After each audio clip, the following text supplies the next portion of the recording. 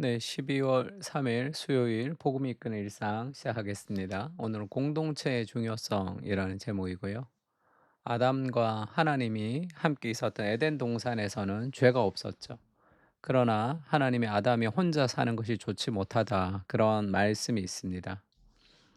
그러니까 성경에 이제 여호와 하나님이 이르시되 사람이 혼자 사는 것이 좋지 아니하니 할 때 이때 사람은 아담이라고 번역할 수 있는데요. 그 히브리어로 사람이 아담입니다. 그러니까 사람이라고 번역해도 되고 아담이 이렇게 번역해도 되는 거죠. 그래서 내가 그를 위하여 돕는 배필을 지으리라. 아직 하와가 만들어지기 전이었으니까 아담이 혼자 있는 것이 좋지 않다. 하나님 그렇게 얘기하죠. 왜 혼자 있는 것이 좋지 않을까? 죄도 없고 아직 죄가 들어오기도 전이었는데 하나님만으로 만족했다 이렇게 고백할 것 같은데 그렇지가 않죠. 사람은 하나님만으로 살 수 있는 존재가 아닙니다. 그렇게 창조되지가 않았어요. 관계적 존재로 창조됐습니다. 왜냐하면 하나님도 홀로 존재하지 않고 삼위일체의 연합으로 존재하시죠.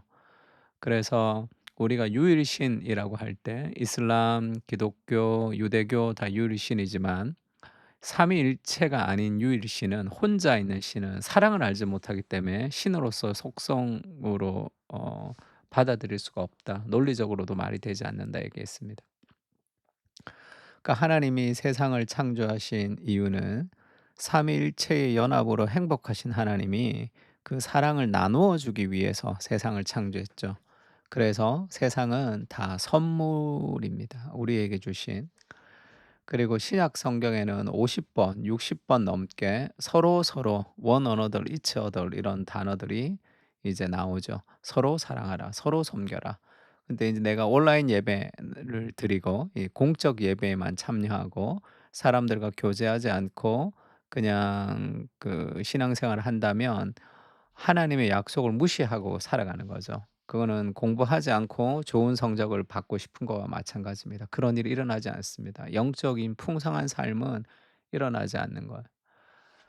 조나단 에드워즈죠. 천지 창조의 목적에서 하나님이 세상을 창조하신 이유는 사람들에게 사랑을 얻기 위해서가 아니라 삼일체 충만한 사랑을 나누어 주기 위해서이다. 그래서 사람은 관계적 존재로 창조됐습니다. 근데 인간이 타락했기 때문에 내가 원하는 사람을 좋아하고 내가 싫어하는 사람을 좀 싫어하는 그런 사람들이 있죠. 사람 많은 데 가고 싶지 않고 그것도 은혜가 임할 때 그것이 좀 벗어나야 되는 거죠. 그러니까 사람이 자기 생각을 자꾸 하게 되면 자기 자신에게 매몰됩니다. 걱정과 두려움 속에 매몰되는 거죠. 은혜를 기억할 때 다른 사람들과의 관계성이 회복이 되는 거죠. 그래서 내가 얼마나 은혜를 받았는지는 타인과의 관계성 안에서 우리가 알 수 있습니다. 그러니까 하나님이 세상과 인간을 창조하신 이유는 삼위일체 연합을 나누기 위해서죠. 그러니까 사람은 관계적 존재로 창조되었고 죄는 모든 관계를 다 파괴했습니다. 구원은 무너진 우리의 관계를 회복시키는 것으로부터 출발합니다. 하나님을 사랑하고 사람을 사랑하는 삶이 우리의 삶의 이유입니다. 그것이 우리의 삶의 목적과 이유가 같은 거죠. 관계를 회복하고 사람을 사랑하는 것. 하나님 사랑과 사람 사랑이 우리의 존재의 목적과 같은 그런 어 인생의 의미가 거기에 달려 있는 거죠. 우리가 일을 위해서 지음받은 게 아니라 사랑을 위해서 지음받았습니다. 예수님도 베드로에게 요한의 아들 시몬아 네가 이 사람들보다 나를 더 사랑하느냐 그러면 내 양을 먹여라 이렇게 얘기하죠. 네가 양을 사랑하느냐 그러면 양을 먹여라 이렇게 얘기하지 않고 네가 나를 사랑하느냐 그러면 내 양을 먹여라 이렇게 얘기한 것은 예수님을 사랑하는 그 사랑으로 우리가 사람을 사랑하라는 거죠. 예수님이 우리를 사랑하시니까. 내가 양을 사랑해서 양을 먹이면 실망하게 됩니다. 내가 그 사람의 이것이 좋아서 그 사람과 친구가 되고 이 사람이 이것이 맞아서 그 사람과 친구가 되고 근데 그 관계가 깊어질수록 결국은 그것이 힘들어져요. 이 사람의 이 모습이 너무 좋아서 내가 결혼을 했습니다. 그럼 그 모습이 너무 힘들어진단 말이에요. 사람을 사랑해서 우리가 사람을 사랑하면 결국 배신을 당하게 됩니다. 그건 그 사람의 문제가 아니라 내 마음의 문제, 내 마음이 바뀐단 말이에요. 그래서 모든 인간은 자기중심적이기 때문에 관계가 깊어질수록 갈등이 커지게 돼 있어요. 그래서 하나님을 사랑함으로 사람을 사랑하는, 그 사람이 나에게 행하는 동기와 그 사람이 나에게 말하는 말과 상관없이 우리가 그 사람을 사랑할 수 있는 힘이, 하나님이 나의 그 환경과 여건에 상관없이 우리를 사랑해 주시는 그 은혜를 경험할 때만 가능한 일이죠. 그렇지 않고서는 우리가 사람을 사랑할 수가 없습니다. 요한복음 17 장에 예수님의 대제사장적 기도, 예수님의 중보 기도를 모은 게 17 장이죠. 예수님이 이렇게 기도합니다. "내가 비옵는 것은 이 사람들만 위함이 아니요 또 그들로 말미암아 나를 믿는 사람들도 위함이니."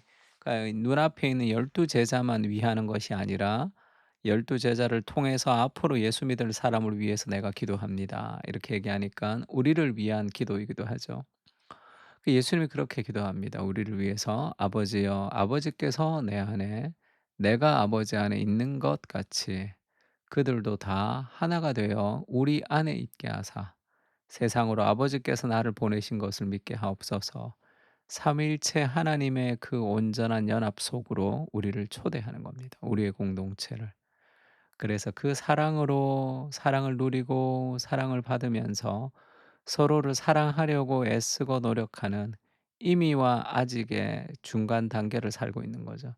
이미 천국이 임해서 우리가 사랑으로 천국을 맛보지만 아직 완성되지 않는 그 단계 속에서 우리가 사랑을 노력하며 애쓰며 하나님의 은혜를 기억하며 사람을 사랑하는 그런 삶을 살아가는 것, 그것이 우리 공동체에게 하나님이 주신 그런 목표라고 해야 되겠죠.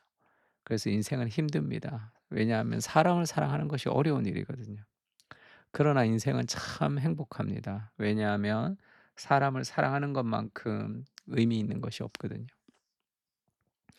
그래서 "할 수 있거든 모든 사람들과 화평하라."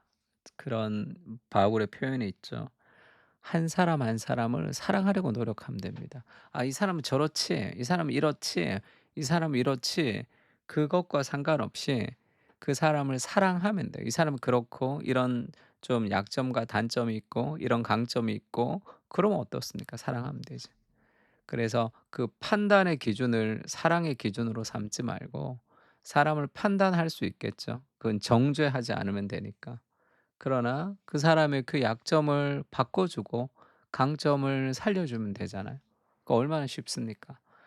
만약에 제가 목회를 하면서 우리 교인들 중에 누군가는 내가 좀 이렇게 탐탁지 않은 사람이에요. 그러니까 또 누군가는 굉장히 내가 아주 이렇게 그 사람을 대해서 굉장히 좋은 마음을 가지고 있어요. 그러니까 내 말을 잘 들으면 아주 내가 사랑하는 사람. 그렇지 않으면 예배를 좀 빠지고 하면 별로 좋아하지 않고, 그건 말이 되겠습니까? 한 사람 한 사람을 그 사람이 서 있는 상황, 그가 내게 행했던 행위가 아니라 그 사람이 서 있는 그 상황 안에서 조금이라도 더 예수님을 닮을 수 있도록 도와주는 거잖아요. 그러면 사랑의 지경이 넓어집니다. 감정을 넘어서 한 사람 한 사람을 사랑하고 어떻게 도울 수 있을까를 위해서 기도하고 한 사람 한 사람을 사랑하면 사랑이 커지는 거예요. 계속 사랑이 자라갑니다. "원수를 사랑하라." 말씀 있죠. 사랑할 수 있게 해 달라고, 하나님의 은혜를 부어 달라고 그렇게 기도하고, 그 사람이 뭔가 문제가 있거나 잘못된 거 있으면 고쳐 주고 또 그 사람의 장점을 살려 주고, 그래서 더 성장할 수 있도록 도와주는 거죠. 서로 사랑하게 하시고 복음의 은혜를 부어 주시옵소서. 하나님의 사랑만이 사람을 사랑할 수 있습니다. 은혜를 기억하며 은혜를 나누는 삶을 살게 하시고 끝없이 부어 주시는 그리스도의 사랑 안에서 하나님과 사람을 섬길 수 있도록 인도해 주시옵소서. 아멘. 공동체를 위해서 또 사랑의 확장을 위해서 같이 한번 기도했으면 좋겠습니다. 다 같이 기도하겠습니다.